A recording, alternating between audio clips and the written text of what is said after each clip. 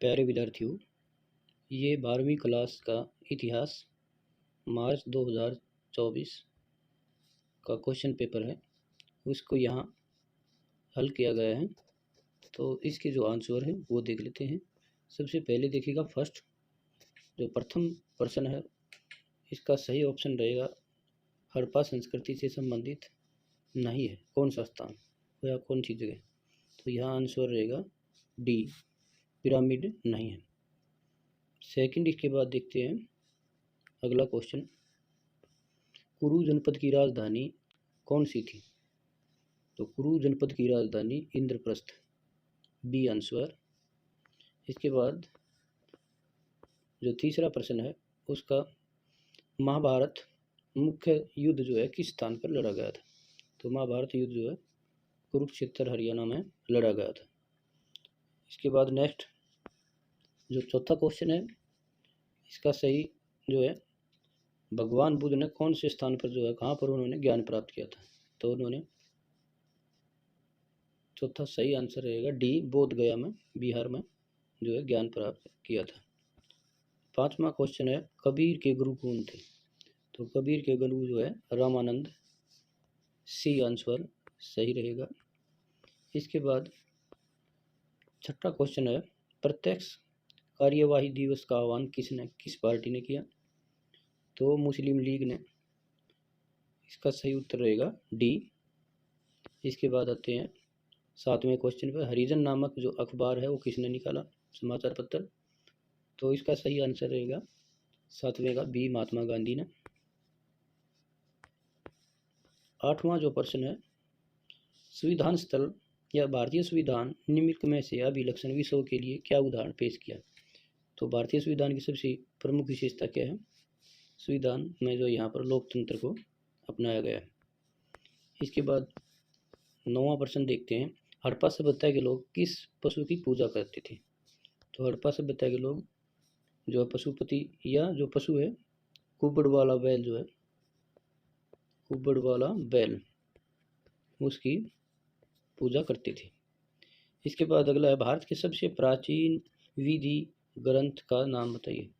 उसका नाम है मनुस्मृति, मनुस्मृति। इसके बाद आते हैं अगले क्वेश्चन पे, 11वां क्वेश्चन है जो 11वें क्वेश्चन का सही जो है, रिहाला तथा travel in the Mughal empire के लेखक कौन है? तो रिहाला का जो लेखक है वो इब्न बतूता है, इब्न बतूता। और जो ट्रेवल इन मुगल एम्पायर है उसका लेखक है वर्नियर। इसके बाद 12वां जो क्वेश्चन है, इसमें विजयनगर के शासकों को क्या कहा जाता था? उनको राय की उपाधि दी जाती थी। जैसे इनका प्रमुख शासक जो है कृष्णदेव राय प्रथम था, तो इनको राय कहा जाता था। अगला प्रश्न देखते हैं 13वां, गांधी जी ने अपना राजनीतिक गुरु किसको माना? तो गांधी जी का जो राजनीतिक गुरु थे वे गोपाल कृष्ण गोखले थे, गोपाल कृष्ण गोखले जो है इनके राजनीतिक गुरु थे। इसके बाद 14वां जो प्रश्न है, पुरुष सूक्त में कितने वर्णों का उल्लेख किया गया है? तो यहाँ पर 4 जो है वर्ण बताए गए। 15वां प्रश्न, पंच अनुदार्थ का संबंध किस धर्म से है? तो ये जो 15वें का जैन धर्म से। अगला 16वां क्वेश्चन, आदि ग्रंथ साहिब का संकलन किसने किया? तो इनका जो है संकलन किया था इसका गुरु अर्जुन देव ने, गुरु अर्जुन देव ने इसका संकलन किया था। फिर इसके बाद आते हैं, विजयनगर में घोड़ों के व्यापारियों को क्या कहा जाता था? इनको कहा जाता था कुदई, कुदरई, कुदरई चेट्टी, कुदरई चेट्टी कहा जाता था। अगले प्रश्न पे आते हैं हम, 17वां जो प्रश्न है, 17वां तो हो ही गया। 18वां जो प्रश्न है उसकी देखते हैं। ये है, लखनऊ में विद्रोह के समय लोगों ने अपना नेता किसे माना? तो लखनऊ में विद्रोह का जो नेता था वो बेगम हजरत महल थी।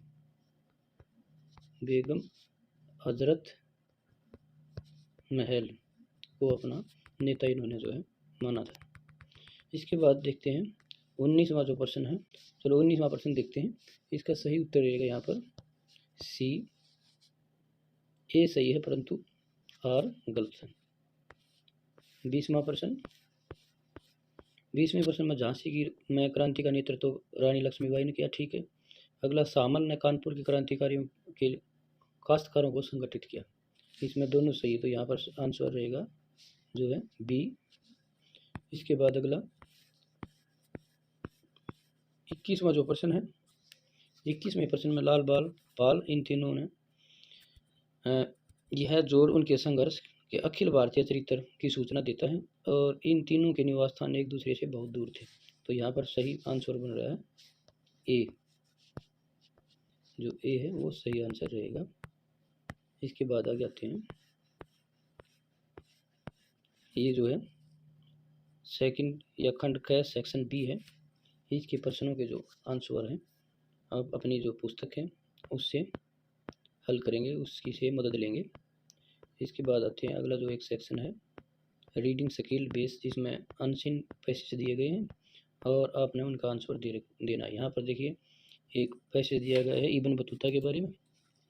पहला तो इब्न बतूता कहाँ का रहने वाला था, उसका जन्म कब हुआ और उसने जो है यात्रा की, तो यात्रा में क्या क्या उसने जो है अपने बारे में लिखा है। तो उसके प्रश्न देखते हैं। पहला जो प्रश्न है जो उस पर आते हैं, रिहाला क्या है। एक यात्रा वृत्तांत है उसका, रिहाला यात्रा वृत्तांत या एक ग्रंथ है भी कह सकते हैं। दूसरा देखिए इसी का पार्ट है, इसी का जो भाग है ख या इब्न बतूता यात्रा के लिए अकेला ही क्यों निकल पड़ा। तो अकेला क्या, उसके मन में जो है विभिन्न पवित्र स्थानों को देखने की एक तीव्र इच्छा थी, इसलिए वह अकेला ही निकल पड़ा। तीसरा अपने देश में कब वापस तथा उस समय उसकी आयु कितनी थी, यानी वह अपने देश में कब वापस लौटा और उसकी जो उम्र या आयु उस समय कितनी थी। 22 वर्ष की उम्र में वह यात्रा के लिए निकला था और वापस वो आता है 30 वर्ष के बाद 1356 में, तो उसकी आयु जो है वो 1356 में वापस लौटा, तो उस समय उसकी आयु 52 वर्ष थी। इसके बाद अगला देखिए इब्न बतूता का जन्म कहाँ पर हुआ। तो इब्न बतूता का जन्म तेजियर में हुआ था। तेजियर एक जगह है, वहाँ पर इसका जन्म हुआ था। इसके बाद अगला जो पैसेज देखते हैं, ये जो है प्राचीन समय में जो फसल बटाई थी, फसलों का जो बांटने का एक तरीका था उसके बारे में दिया गया है। तो इसका पहला प्रश्न देखें, फसल को कौन कौन से 3 पुलिंदों में काटना या बांटना चाहिए। तो 3 इसमें जो है पैसेज के अनुसार इसमें सबसे पहले जो अच्छा मध्यम और बदतर 3 जो है पुलिंदे बताए गए थे। इसके बाद दूसरा जो प्रश्न है, फसल बांटने का चौथा तरीका कौन सा था। फसल बांटने का चौथा तरीका था काटने के बाद, फसल काटने के बाद जो है उसको बांटना। अगला देखिएगा कण कुत का अर्थ बताइए। कण कुत का अर्थ भी क्या है, फसल बांटना या अनाज का जो है बांटना, वो जो है इनमें से एक लिख सकते हैं। अगला देखिएगा भावली किसे कहा जाता था। तो भावली भी जो है फसल बटाई के बारे में बताया गया है। अगला पैसेज जो है 1875 के बारे में कोई एक घटना है उसके बारे में लिखा गया है। तो वो इसका जो पहला प्रश्न है, 16 मई 1875 को कौन सा वार था। तो पैसेज के अनुसार जो है 16 मई 1875 को जो है रविवार था। अगला देखिए उपद्रव कहाँ पर हुआ। तो ये जगह जो है जहाँ पर उपद्रव हुआ, पूना जो है कस्बे में एक सूपा, ब्रैकेट में भी कर सकते हैं, सूपा पूना में हुआ। सड़कों पर क्या जलाया गया। तो सड़कों पर जो धनी व्यक्ति था, साहूकार था, उसके बॉन्ड पत्थर, उसका अनाज, उसके कपड़े, उन सबको जलाया गया। अगला, उपद्रव के लिए कितने लोगों को गिरफ्तार किया गया? उसके बाद लगभग 50 लोगों को जो है उपद्रव के लिए गिरफ्तार किया गया था।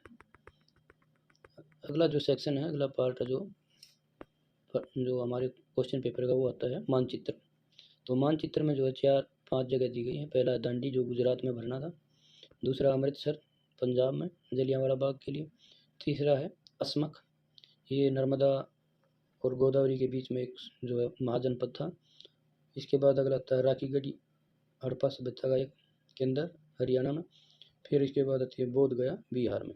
वो यहाँ पर हमने जो है 5 मानचित्र में यहाँ भर दिए। पहला अमृतसर, फिर इसके बाद दांडी, फिर जो है असमक, राखीगढ़ी और बोध गया।